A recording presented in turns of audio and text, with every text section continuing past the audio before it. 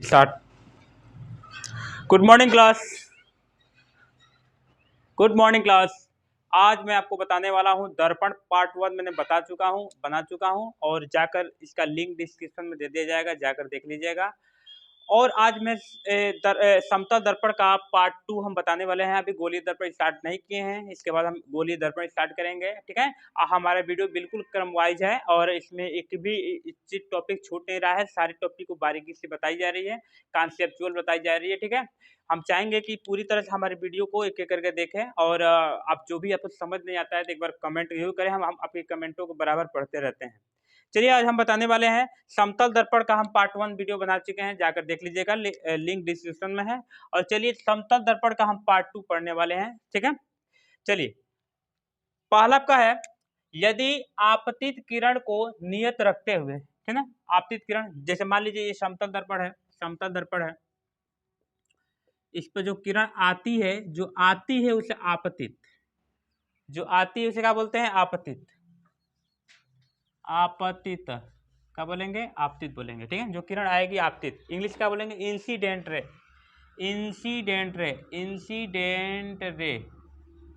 ठीक है, और जो किरण जाएगी इसको बोलेंगे, ये किरण जो आ रही है आपतित और जो किरण जा रही है परावर्तित, न कि जाप्तित बोलेंगे इसको। ठीक है, इसी तो मैं एक दिन पढ़ा रहा था, तो एक लड़का कह रहा है कि सर जो किरण आती है उसे आपतित कहेंगे और जो किरण जाती है उसे जाप्तित कहेंगे। नहीं नहीं, ऐसा गलती मत कीजिएगा।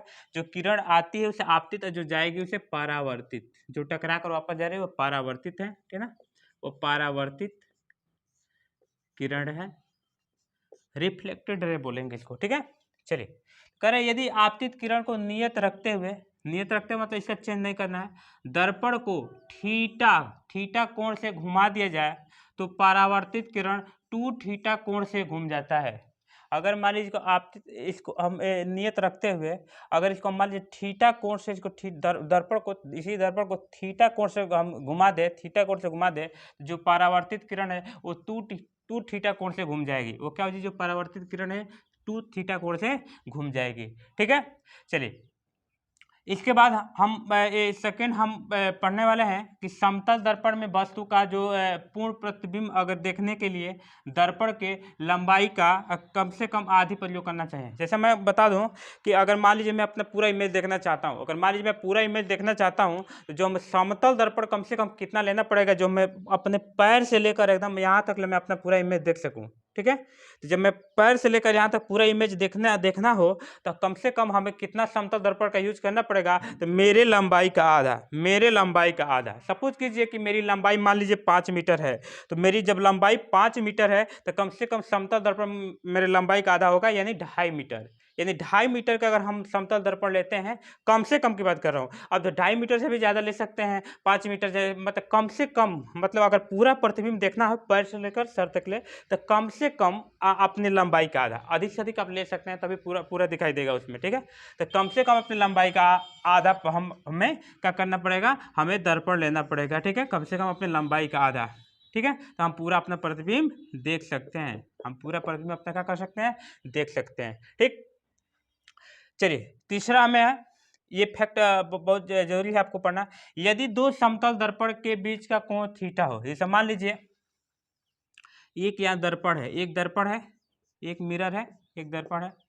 कह रहा है कि यदि दो समतल दर्पण के बीच का कोण थीटा हो, थीटा पर झुके हो, उनके बीच रखी वस्तु को प्रतिबिंबों की संख्या निकाला जाता है। तब निकालने के दो आपका है, पहला ए है, दूसरा बी है। देखिए क्या होता है, अगर मान लीजिए 2 दर्पण है, चलिए एक दर्पण ये हो गया, एक दर्पण ये हो गया,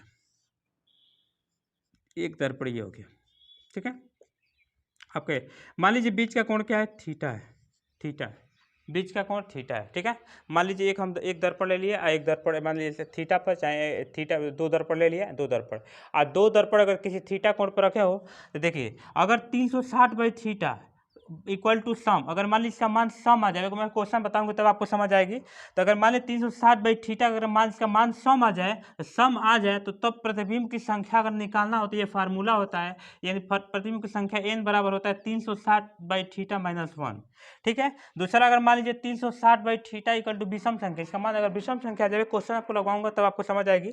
ठीक है, विषम संख्या आ जाए तो प्रतिबिंब की संख्या निकालने के लिए होता है 360/थीटा। ठीक है ना, तो हम प्रतिबिंब की संख्या निकाल सकते हैं। सपोज कीजिए कि मान लीजिए ये दो दर्पण के बीच का कोण का थीटा है। अगर मान लीजिए हमें इसमें देखना है कि मेरा कितना इसमें प्रतिबिंब बनेगा, मेरा कितना इमेज बनेगा, तो इसके लिए हम इस फार्मूले का यूज करेंगे। चलिए हम आपको बताते हैं क्वेश्चन, ठीक है, एक क्वेश्चन हम बताते हैं इस पर।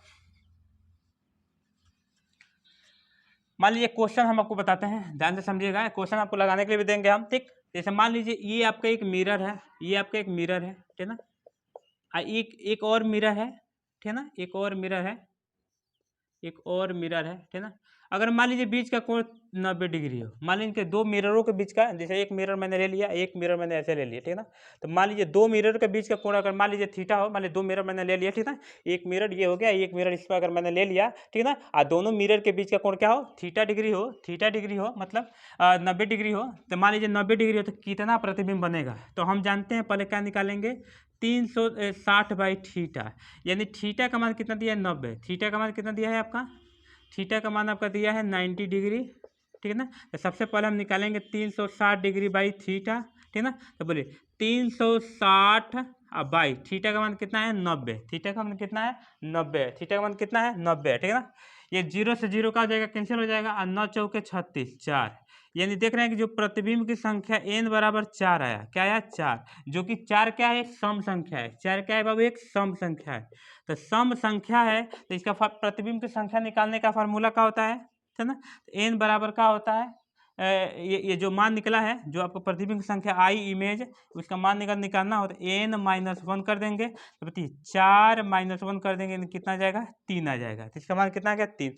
यानी अगर एक मिरर हो, एक मिरर और दूसरे मिरर के बीच का कोण अगर मान लीजिए 90 डिग्री हो, तो उसमें अगर हम अपना चेहरा देखते हैं तो मेरा इमेज 3 बनेगा। कितना इमेज बनेगा, 3। अगर 90 डिग्री पर हो तो 3 इमेज बनेगा। आप प्रैक्टिकल करके देख सकते हैं, एक मिरर ले लीजिएगा, दूसरा में दोनों को 90 डिग्री पर रख दीजिएगा, उसके बाद अपना चेहरा देखिएगा, उसमें 3 आपको प्रतिबिंब दिखाई देगा, ठीक है।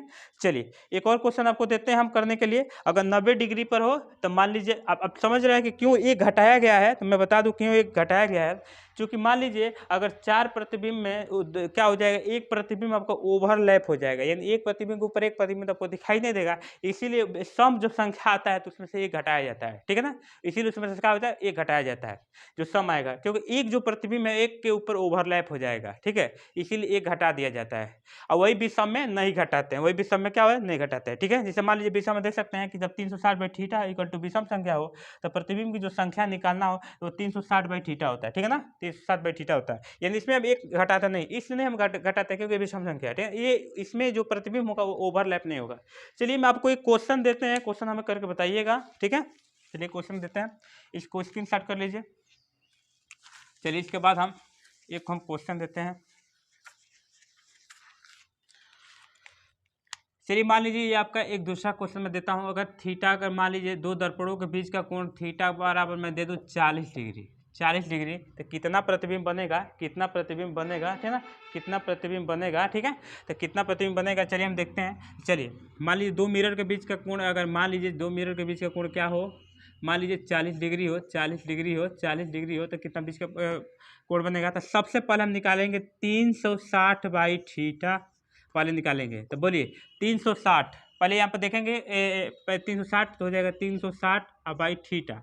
थीटा का मान कितना है, थीटा का मान है 40 डिग्री, तो काट दीजिए 0 0 और 4 9 36 हो गया।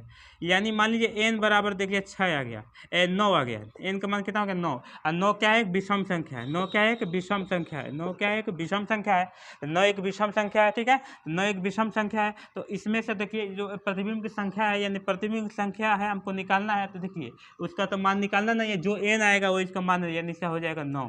अगर मान लीजिए 40 डिग्री पर अगर दो मिरर को हम रख दे, 40 डिग्री पर दो मिरर को रख दे, तो कितना प्रतिबिंब बनेगा, तो बनेगा 9 प्रतिबिंब आपको दिखाई देगा, 9 प्रतिबिंब दिखाई देगा। अगर 40 डिग्री पर दो शीशे को, दो मिरर को रख दिया जाए तो मेरी 9 प्रतिबिंब बनेगी। चलिए ठीक, एक क्वेश्चन मैं आपको देता हूं। चलिए एक क्वेश्चन मैं आपको देता हूं, करके बताइए। अगर मान लीजिए थीटा बराबर दे दो 60 डिग्री, थीटा बराबर दे दो 60 डिग्री, अगर दो दर्पण के अगर बीच का कोण मान लीजिए 60 डिग्री हो, 60 डिग्री हो, तो उनके बीच कितना मेरा प्रतिबिंब बनेगा, कितना इमेज बनेगा, हमें करके बताइए, फटाफट करके बताइए। 5 सेकंड का टाइम है, जल्द से जल्द बताइए, ठीक है। चलिए बताइए कितना प्रतिबिंब बनेगा, कमेंट में आंसर बताइए। चलिए इसको हम बताते हैं। आप जानते हैं कि सबसे पहले हम क्या निकालेंगे, सबसे पहले हम निकालेंगे 360 बाई थीटा। सबसे पहले हम क्या निकालेंगे, 360 बाई थीटा। ठीक है, तो बोलिए 360 बाई थीटा का मान कितना है, 60 डिग्री है। थीटा का मान कितना है, 60 डिग्री।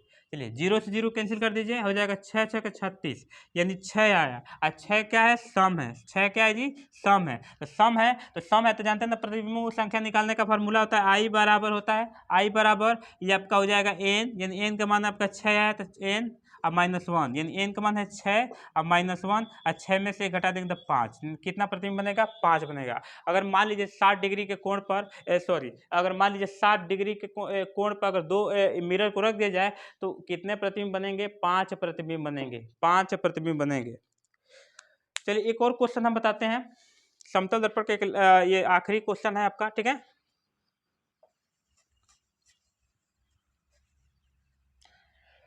चलिए एक आखिरी क्वेश्चन है आपका।